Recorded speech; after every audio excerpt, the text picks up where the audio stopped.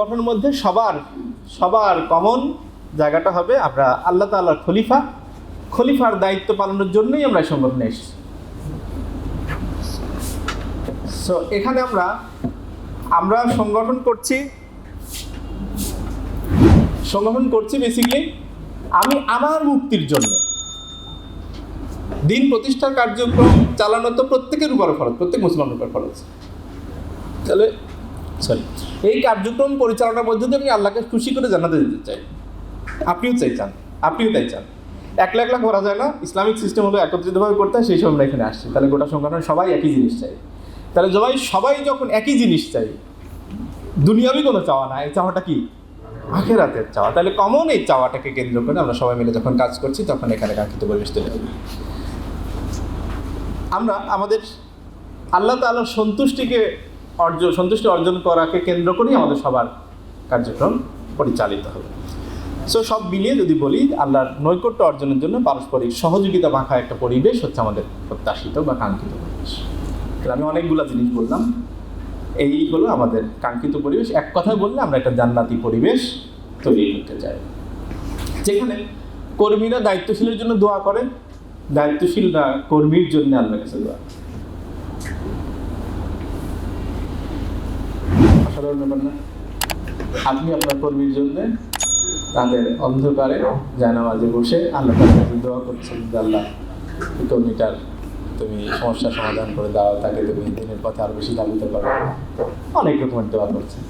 আবার অন্য জায়গা থেকে আপনার কর্মী আপনার জন্য আবার দোয়া করছে, আপনাদের কল্যাণ কামনা করছে। এই যে অসাধারণ একটা পরিবেশ যদি তৈরি করতে পারি, তাহলে আমাদের প্রত্যাশা পূরণ হবে।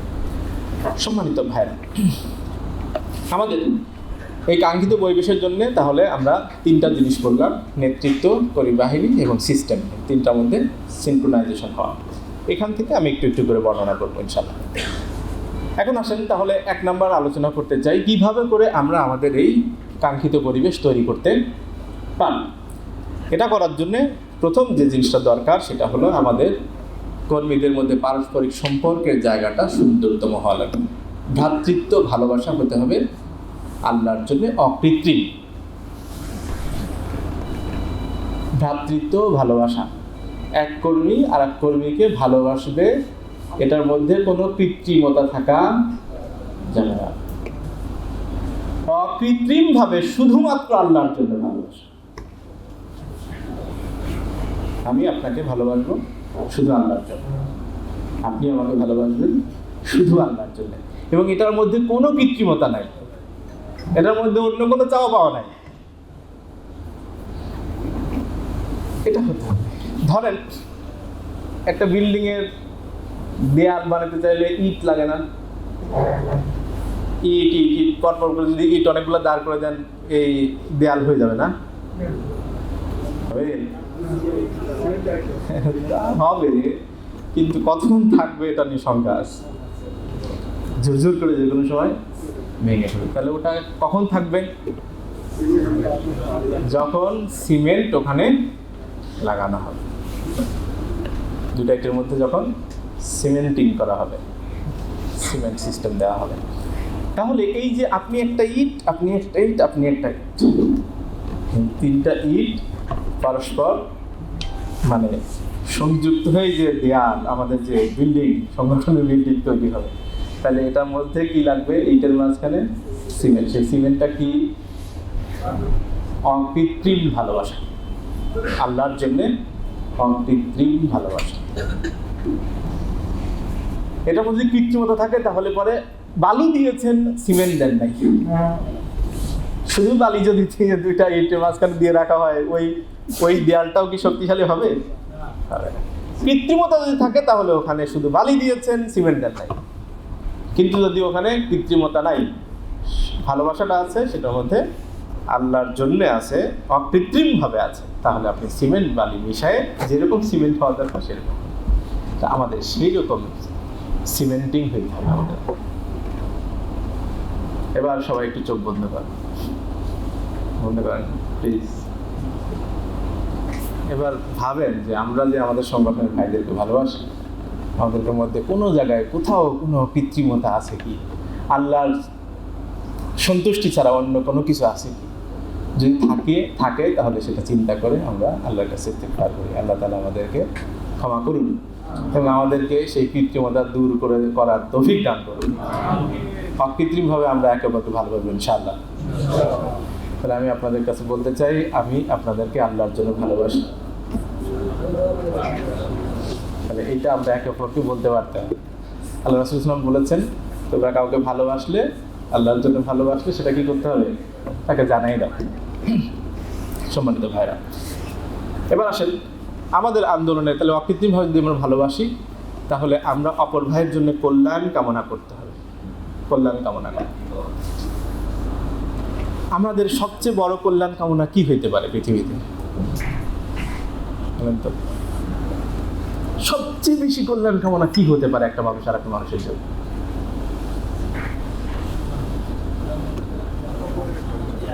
আমি যদি ওনার জন্য কল্যাণ কামনা করি যে আল্লাহ তাআলা ওনাকে মানে একটা বাড়ি বানায় দাও,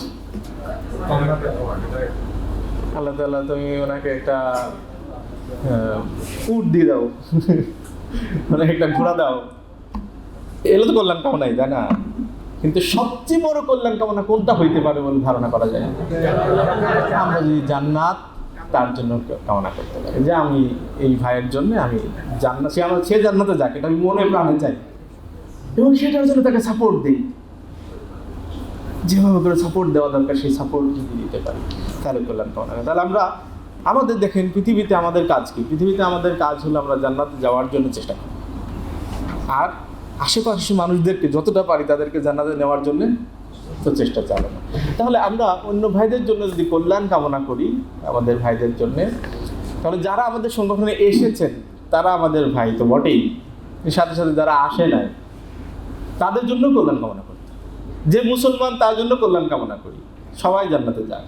যে এখন মুসলমান না সেই মানুষটার জন্য কল্যাণ কামনা করতে চাই এভাবে যে আমি তাকে দাওয়াত দিয়ে তাকে হেদায়েতের পথে নিয়ে আসার চেষ্টা করার মধ্য দিয়ে আল্লাহ কবুল করলে সে হেদায়েতে আসবে এবং সেটার মধ্য দিয়ে জান্নাতে যাবে। সো আমাদের সংগঠনে তাহলে সুন্দরতম পরিবেশ তৈরি করার জন্য অপর ভাইয়ের জন্য কল্যাণ কামনা করা, তার জান্নাতে যাওয়ার জন্য যত রকমের সাপোর্ট তাকে দেওয়া যায় সেই সাপোর্টের জন্য চেষ্টা করি। সূরা আল আসর এর মধ্যে আল্লাহ তাআলা বলেছেন, ওয়াল আসর ইন্নাল ইনসানা লাফি খুসর ইল্লাল্লাযীনা আমানু ওয়া আমিলুস সালিহাতি ওয়া তাওয়াসাউ বিল হাক্কি ওয়া তাওয়াসাউ বিস সাবর। সময়ের শপথ, কালের শপথ, নিশ্চয়ই মানুষ ক্ষতির মধ্যে আছে, ক্ষতির মধ্যে নিমজ্জিত আছে তারা ছাড়া যারা ঈমান এনেছে, আমলে সালেহ করতে থেকেছে, একে অপরকে হকের পরামর্শ দিতে থেকেছে এবং একে অপরকে ধৈর্য ধারণের পরামর্শ দিতে থেকেছে। তাহলে দেখেন সম্মানিত ভাইরা, প্রত্যেকটা মানুষ ক্ষতির মধ্যে আছে। ক্ষতি থেকে বাঁচতে চাইলেই এই চারটা কাজ করতে হবে। চারটা উল্টা করে বললে, এই চারটা কাজের মধ্যে লিপ্ত না থাকলেই সে ক্ষতির মধ্যে থাকবে। তাহলে আমাদের কাজ কি হবে? আমরা সংগঠনের সুন্দরতম পরিবেশ যদি আমরা তৈরি করতে চাই তাহলে আমাদের এই চারটা কাজ জারি রাখতে হবে। একে অপরকে হকের পরামর্শ দিতে থাকা, একে অপরকে ধৈর্য ধারণের পরামর্শ দিতে থাকা কন্টিনিউয়াস। আমি একটা জিনিস বলি যে আলহামদুলিল্লাহ আমাদের সূরা আসরের প্রাতিষ্ঠানিক রূপ হচ্ছে সংগঠন। এই ঢাকার শহরে কত মানুষ চলাচল করে, ঘোরাঘুরি করে, কে কার খোঁজ রাখে? আলহামদুলিল্লাহ সংগঠন করার কারণেই আমরা একে অপরের সাথে সম্পৃক্ত হয়েছি, কাছে এসেছি। আজকে আমার ওয়ার্ডের একজন ভাই, আমার ইউনিটের একজন ভাই, থানার একজন ভাই, মহানগরীর ভাই, কেন্দ্রের ভাই, তার চেহারার দিকে তাকায় কিন্তু বুঝতে পারি আমরা যে ভাইটা মনে হয় কষ্টে আছে। তাকে আমরা তখন ভাই আপনার কি হয়েছে, তারপরে তাকে সাপোর্ট দিই। তাহলে একে অপরকে হকের পরামর্শ দিতে থাকা, না আমি তো প্রোগ্রামের মধ্যে দিতে থাকছি আমরা, এটা কন্টিনিউয়াসলি যখন আমরা এটা করতে থাকবো, সাহচর্য দিতে থাকবো এবং তার মধ্য দিয়ে যে কোনো প্রকারের সমস্যায় তাকে ধৈর্য ধারণ করার জন্য, হকের উপরে অটল অবিচল থাকার ব্যাপারে তাকে সবর করার পরামর্শ দিতে থাকবো, ইনশাআল্লাহ তখন সবাই মিলে একটা সুন্দর পরিবেশ তৈরি হবে। কিন্তু যদি আপনি ধরেন আপনার শাখার জনশক্তিদের কোনো খোঁজ খবর নাই, কেউ কারোর খোঁজ খবর নেন না, ধরেন একজন অসুস্থ, কেউ তার কোনো খোঁজ খবর নিচ্ছে না, একজন অসুবিধায় আছে, কেউ কোনো খোঁজ খবর নিচ্ছে না, তাহলে এখানে কি ওই সিমেন্টিংটা হবে? এখানে কি তাহলে একে অপরকে হকের পরামর্শ, ধরনের পরামর্শ দেওয়ার কাজটা চলতে থাকলো? যদি না থাকে তাহলে ক্ষতির মধ্যে পড়ে যেতে হবে না? তাহলে ক্ষতির মধ্যে যদি পড়ে যাওয়া হয় তাহলে কি আমাদের কাঙ্ক্ষিত পরিবেশ হলো? তাহলে আমাদের নেক্সট যেটা বিষয় সেটা হচ্ছে একে অপরকে এই সূরা আসরের আলোকে একে অপরকে সাপোর্ট দেওয়ার চেষ্টা করতে হবে। নেক্সট হচ্ছে যে আমাদের একজন আরেকজনের জন্য ত্যাগ এবং কুরবানির নজরানা পেশ করা। অপর ভাইকে অগ্রাধিকার দিন, একটা কথা লেখা থাকে না, আজকে আছে নাকি? সাধারণত আমাদের টিসিগুলোতে লেখা থাকে অপর ভাইকে অগ্রাধিকার দিন। এবং এই একটা জিনিস আমাদের কিন্তু বিরাট শিক্ষা, টিসি থেকে একটা বিরাট শিক্ষা হয়। আপনি ধরেন অজু করতে গেছেন, যদি পারাপারি করে কে কার আগে যায় এটা যদি হয় সেটা কেমন হবে? আর যদি একজন আরেকজনকে না ভাই আপনি আগে যান, সবাই যদি এই চেষ্টা চালায় তাহলে পরে সেটা অন্যরকম পরিবেশ হবে না? হাদিসের মধ্যে আসছে যে মানে নিজের জন্য যেটা পছন্দ করো সেটা অন্যের জন্য পছন্দ।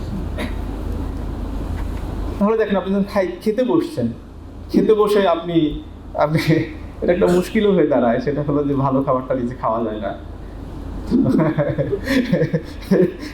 যে পাঁচজন মিলে বসলেন, সবচেয়ে যেটা বেশি ভালো ধরেন আপনার মাছের মাথাটা খেতে ইচ্ছা করতেছে, কিন্তু এটা তো আপনি খাইতে পারবেন না। তখন দেখবেন যে এটা আমি আমার জন্য পছন্দ করি, তাহলে আমি অন্য ভাইকে দিয়ে দিই, তাই না? যাই হোক, মজা করলাম। তাহলে আমরা অপর ভাইকে অগ্রাধিকার দিন। অন্য ভাইয়ের জন্য আমি যেটা আমার জন্য পছন্দ করতাম সেটা আমি অন্যের জন্য পছন্দ করি। যেটা আমি আমার নিজের জন্য পছন্দ করি না সেই জিনিসটা অন্যের জন্য পছন্দ করব না। তাহলে এই যে ত্যাগ কুরবানির নজরানা পেশ করা, ত্যাগ কুরবানির যেই সেন্স, সেটা যদি লালন আমরা করতে পারি এবং সেটাকে পালন করতে পারি তাহলে এখানে কাঙ্ক্ষিত পরিবেশ তৈরি হবে ইনশাআল্লাহ। এবং সেরকম একটা পরিবেশের ত্যাগ কুরবানির একটা বড় উদাহরণ আছে ইয়ারমুকের যুদ্ধে। ইয়ারমুকের যুদ্ধে হুযায়ফা রাদিয়াল্লাহু তাআলা তিনি সামান্য কিছু পানি তার হাতে পেলেন। এরপরে তিনি তার চাচাতো ভাই, তিনি আহত অবস্থায় ছিলেন, তার কাছে নিয়ে গিয়ে বললেন তুমি কি পানি খাবা? তো তিনি বললেন হ্যাঁ। পানিটা তিনি হাতে নিলেন।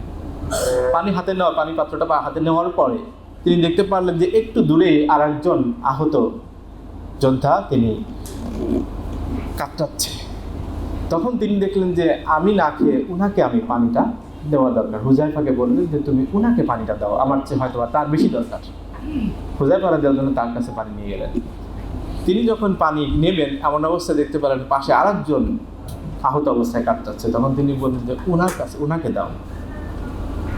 তো ওনার কাছে নিয়ে যাওয়ার পরে দেখা গেল যে তিনি শাহাদাত বরণ করেছেন। পরে আবার সেকেন্ড লোকের কাছে ফেরত আসা হলো, দেখা গেল যে উনিও শাহাদাত বরণ করেছেন। তারপরে প্রথম জনের কাছে ওনার চাচাতো ভাইয়ের কাছে ফেরত আসলেন, এসে দেখলেন তিনিও শাহাদাত বরণ করেছেন। এখন ওই পানির অংশটুকু হাতে আছে, পানির পাত্রটা, কিন্তু পানি পান করার মতো কোনো মানুষ। এই উদাহরণটা আমাদের জীবনে অনেক বড় প্রভাব ফেলতে পারে না? দেখেন আমরা যেই হাদিস পড়ি, আমরা কোরআন পড়ি, আমরা ইসলামের ইতিহাস পড়ি, এই জায়গাগুলোতে নিজেদেরকে মাঝে মধ্যে একটু ওই জায়গাগুলোতে কোথাও কোথাও অবস্থান করিয়ে সেট করে আমাদের নিজেদের একটু শিক্ষাটা কাজে লাগাই। আমি তো শুধু পড়ি আর পড়ি, কিন্তু আমার জীবনের সাথে না মেলাই, তাহলে ওই শিক্ষাগুলো তো আমাদের জন্য খুব বেশি প্রযোজ্য হবে না। দেখেন আমি এখানে মনে পড়ে গেল, আপনি যখন হজ করতে যান, হজ করতে গেলে ইসলামের ইতিহাসের মধ্য দিয়ে আপনাকে যেতে হয়। কিন্তু আপনি ইসলামের ইতিহাসের মধ্য দিয়ে হাঁটতে হয়। আপনি যদি ইতিহাসের সাথে নিজেকে তখন নির্লিপ্ত করে দেন, আপনি ওটার মধ্যে আছেন, তাহলে ওই হজটা আপনার জন্য অনেক বেশি প্রাণবন্ত হবে। আল্লাহ চাইলে ওটা অনেক বেশি আপনার জন্য ফ্রুটফুল হবে। আপনি সত্যিকার অর্থে আল্লাহর কাছে ঘোষণা করতে পারবেন, লাব্বাইক, আমি হাজির হয়ে গেছি, আল্লাহ আমি এসে গেছি। আপনি দেখেন যখন হযরত মা হাজের, আমরা বাংলা বলি হাজেরা, হ্যাঁ, ইসমাইল আলাইহিস সালামের মা হাজেরা বললে ভালো বুঝবেন। মা হাজেরা কি করলেন? মা হাজেরা হচ্ছে ওনার শিশুপুত্র ইসমাইল আলাইহিস সালামকে ওই কাবার পাশে ওইখানে ওই জায়গাটাতে বাচ্চাকে রাখছে। দেখি বাচ্চার প্রচন্ড পিপাসা লেগেছে, খাবার নাই, পানি নাই, আশেপাশে কোনো মানুষ নাই, পশু পাখি এসে খেয়ে ফেলতে পারে বাচ্চাকে, কিন্তু এই অবস্থায় চুপচাপ করে তাকে সাথে নিয়ে বসে থাকলেও হচ্ছে না, পানির সন্ধানে তাকে বের হতে হচ্ছে। তখন তিনি দুইটা পাহাড়, কি কি পাহাড়? সাফা মারওয়া। এক পাহাড়ের এখান থেকে তাকালেন, সামনের পাহাড়ে মারওয়া পাহাড়ে তিনি দেখতে পাচ্ছেন পানি। তিনি সেই দিকে দৌড় দিলেন। ওখানে যাওয়ার পর দেখলেন না পানি না, এটা মরিচিকা ছিল। ওখান থেকে আবার পেছন দিকে তাকায় দেখলেন না সাফা, ওখানে পানি মনে হচ্ছে। আবার তিনি দৌড়ালেন এবং দৌড়ানোর সময় আপনি খেয়াল করেন আপনি নিজে মা হাজেরা হয়ে যান কিছুক্ষণের জন্য। আপনি এই ক্ষেত্র সাফা, এটা মারওয়া, এখান থেকে আপনি এখানে যাচ্ছেন, বাচ্চাটা এখানে বসা আছে। পশু পাখি যে কোনো সময় তাকে নিয়ে যেতে পারে, পিপাসার্ত বাচ্চা। মা হাজেরা আপনি দৌড়াচ্ছেন, দৌড়াতে গিয়ে এটা উঁচু এটা উঁচু, মাঝখানে একটু নিচু। দৌড়ানোর সময় আপনি তাকে দেখতেছেন, ঠিক আছে বাচ্চা ঠিক আছে, অসুবিধা নেই। হঠাৎ করে যখন বেশি নিচুতে চলে গেছেন, বাচ্চাকে দেখা যাচ্ছে না, তখন টেনশন বেড়ে গেছে। তাড়াতাড়ি করে দৌড়ে পাশে একটু উঁচু জায়গা আবার যাওয়ার চেষ্টা করলেন। গিয়ে আবার যখন দেখতে পেলেন কিছুটা না বাচ্চা আছে, এই যে হজ যারা করতে গেছেন দেখবেন যে এই দুইটা পাহাড়ের মাঝখানে কিছুটা জায়গা একটু